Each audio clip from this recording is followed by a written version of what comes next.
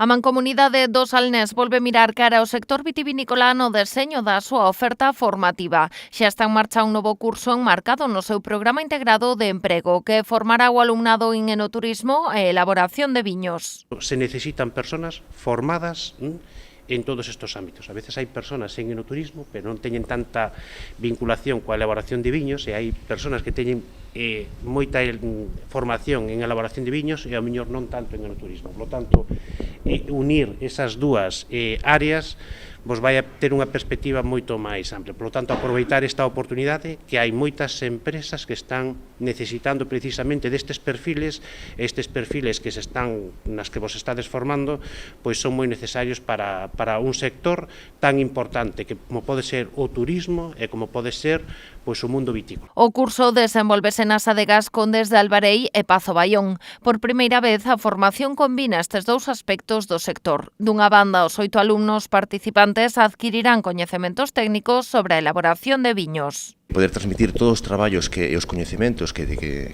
nos fomos collendo ao largo de todos estes anos para poder transmitirlos e ao mesmo tempo pois para que eles lle valgan pois para esa inserción laboral, non? É dicir, pois bueno, ahora mesmo estamos o que é o sector do viño aquí en Rías Baixas é un sector moi importante, un sector en expansión, en crecemento, e a verdade que bueno, pois moitas veces hai moitísimos postos de traballo nos cales hai grandes posibilidades.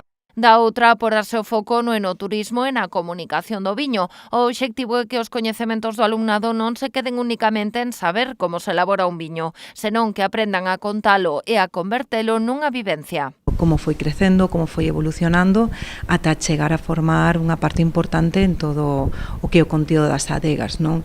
Ao final, un visitante que ven á nosa casa para contarlles o que vamos a facer, o que estamos facendo, mellor dito, transmitir o noso traballo, creo que é unha pata fundamental. Entonces vamos a abordar diferentes puntos, como se xenera unha visita, como hai que transmitila e, sobre todo, pois o que é o enoturismo hoxe en día en Galicia e no mundo. Para os 8 alumnos participantes, este curso ofrece unha oportunidade de entrar no mercado laboral. Formaránse durante 60 horas, conscientes da puxanza do sector vitivinícola en xeral e do enoturismo en particular. A idea de facer rutas turísticas polas bodegas é algo que me chama bastante atención e creo que é un sector que está en auge, sobre todo para a xente de fora de aquí, da comarca ou de fora de Galicia, que non sabe como é un proceso de elaboración de viños.